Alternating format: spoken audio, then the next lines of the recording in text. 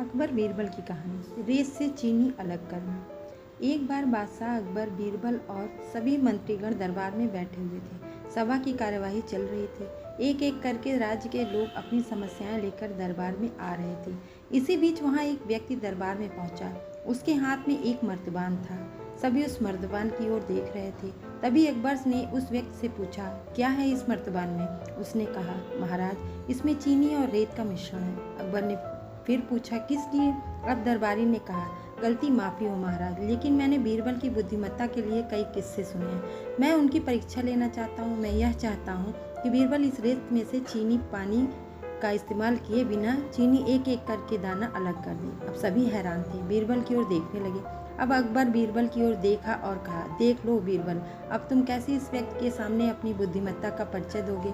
बीरबल ने मुस्कुराते हुए कहा, महाराज, हो जाएगा, यह तो मेरे बाएं हाथ का काम है। अब सभी लोग हैरान थे कि बीरबल ऐसा क्या करेंगे कि रेत से चीनी अलग हो जाएगी। तभी बीरबल उठे और उस मर्तबान को लेकर महल में मौजूद बगीचे की ओर चले। उनके पीछे वह व्यक्ति भी गया। बीरबल बगीचे में एक आम के पेड़ के नीचे पहुंचे।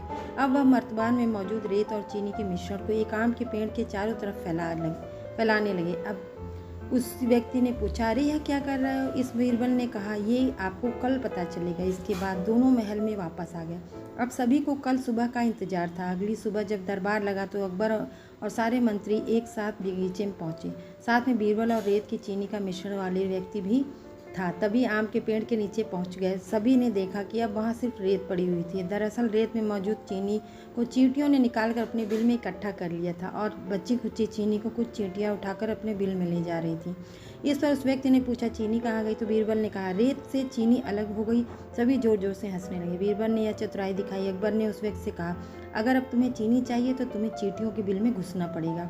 इस पर सभी ने फिर से ठहाका लगाया और बीरबल की तारीफ करने लगे। कहानी से सीख, किसी को नीचा दिखाने का प्रयास करने के लिए हानिकारक हो सकता है।